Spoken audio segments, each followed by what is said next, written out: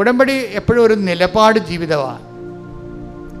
ദൈവത്തിൻ്റെ കൂടെയാണെങ്കിൽ ദൈവത്തിൻ്റെ കൂടെ തന്നെ.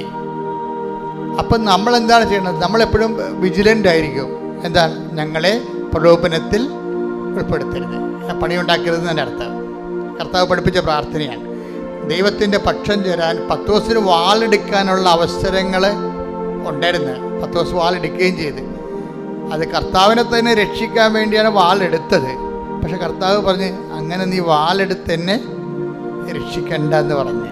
അതാണ് സംഭവം. അപ്പം വാൾ ഉറയിലിട്ടിട്ട് അവൻ മാറി നിന്ന് അത് പറഞ്ഞ് ഇപ്പം പിതാവിൻ്റെ സമയമാണ് എന്ന് പറയും. ഇപ്പം നീ എന്നെ ഇങ്ങനെ രക്ഷിച്ചിട്ടും വലിയ കാര്യമില്ല, ഇപ്പം ഇത് ക്ലേശങ്ങളുടെ സമയമാണ്. അപ്പം ഈശോ എന്താ പ്രാർത്ഥിക്കണത്? പിതാവേ, അങ്ങേ പുത്രനെ മഹത്വപ്പെടുത്തണമേ.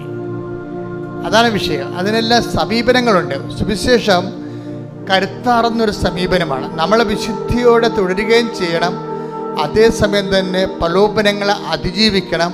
അതേസമയം നമുക്കെതിരെ വരുന്ന ബലപരീക്ഷണങ്ങൾക്ക് ദൈവത്തെ കക്ഷി ചേർക്കുകയും ചെയ്യണം. വളരെ തന്ത്രപരമായൊരു ജീവിതമാണിത്. തന്ത്രപരമായ ജീവിതമാണ് അത്. യേശു ജീവിച്ച് തീർത്ത ഒരു ജീവിതമാണ്. ജീവിതം.